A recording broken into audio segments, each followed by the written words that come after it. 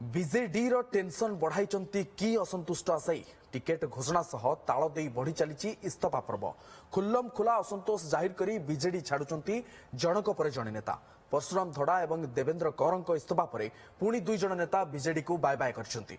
से दुई जन होइचंती भद्रक बीजेडी नेता असित पट्टनायक और जगतसिंहपुर बीजेडी नेता अमरेंद्र दास। पूर्वतन मंत्री जुगल किशोर पट्टनायक पुओ असित 2014 और 2019 रे टिकट आसाई हेले गत थर भद्रकरू संजीव मलिक को प्रार्थी करथिला बीजेडी आउ एथर भी दल तांकु निराश करी भंडारी पोखरी विधायक प्रफुल्ल सामल को टिकेट देथिला जहाकु नै असंतुष्ट थिले असित आउ तांको समर्थक। शेषरे गतकाली से मुख्यमंत्री को निज इस्तीफा पत्र पठाई दल छाड़ी। सेपरी जगतसिंहपुर बीजेडी नेता अमरेंद्र दास दल छाड़ी बीजेडी सभापति नवीन पट्टनायक को इस्तीफा पत्र पठाइबा सह 2024 निर्वाचन लड़िबा इस्तीफा देउची बोली चिठी रे लिखिछंती। से जगतसिंहपुर सदर आसनरू विधायक प्रार्थी पई आशाई थिले तेबे प्रशांत मुदुली को दल भरसा करिबा परे से इस्तीफा दैछंती बोली कुहा जाउची।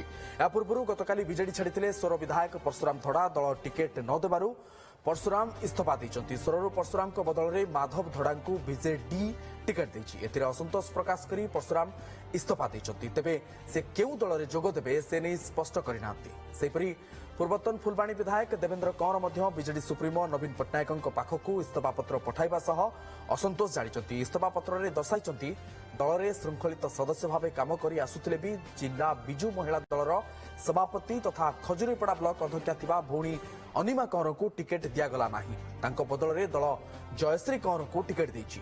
तेणु दल रे आउ गुरुत्व नथिबारु इस्तीफा देइथिबा कहिसंती देवेंद्र कौर।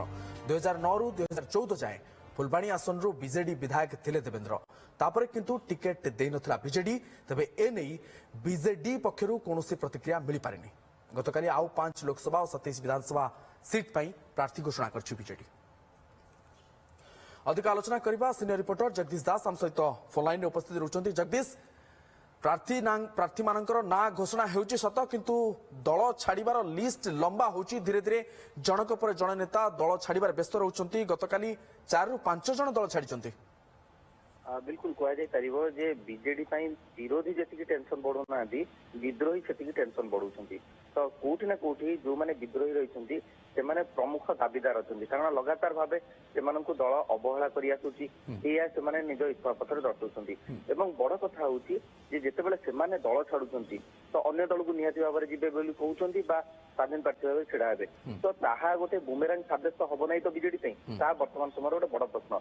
एवं आउ गोटे कथा हूँ लगातार भाव में अमरेंद्र दास जी की 2019 आशाई थे एठू जो दल देलानी 19 से कांदी कांदी बाहरी ग्रीवांस सेल एवं से कथा आम देखीचे परवर्ती पर्यायर देखा ताले परशुराम धड़ा सी लबी रही राजकिशोर दास को जदि टिकेट कटिला कि पत्नी को दि जाठार किसी मात्रा सचेतन कराई किंतु परशुराम धड़ा अमरेंद्र दास ये आग धाड़ी जो मैंने नेता रही जिते दल टिकेट देनी भरसा को नहीं से समय कौटि ना कौटि विद्रोह पुणी आहरी तेजी एवं ए विद्रोह तेजिबार आगु को भुवनेश्वर में अनेक विद्रोही बाहर कौन सन्देह नहीं कारण खाली अशोक पन्ना विरोध में सीधा सड़क भाव में मंतव्य देखते विरोधी नारायण महासुकार जी की बीजेडी कॉर्पोरेटर से कहते मु स्वाधीन प्रार्थी भाव लड़ी अर्थात दल सी गोटे बड़ टेंशन बढ़ई पारती। अमरेश जेना रुद्र सामंतराय से भुवनेश्वर गोटे बड़ चैलेंज एपटे प्रियदर्शी मिश्र बड़ चैलेंज पद्म पोखरी इंडिया मारी दल गोटे बड़ चैलेंज आसी कारण निजस्व भोट भी रही तो केवल राजधानी नुहे सारा राज्य में एभली स्थिति लगी रही। देवेंद्र कौर जी की पूर्वतन विधायक समर्थित प्रार्थी को दिगला नहीं तो ये पर्व आहरी आज बढ़ो एथरे कौन सन्देह नहीं एवं आज केते जन इस्तीफा दौरान समस्त नजर एवं जो मैंने विद्रोह कर भाव मैनेज कर बैकअप प्लान कौन रखिं दल प्रति नजर रही।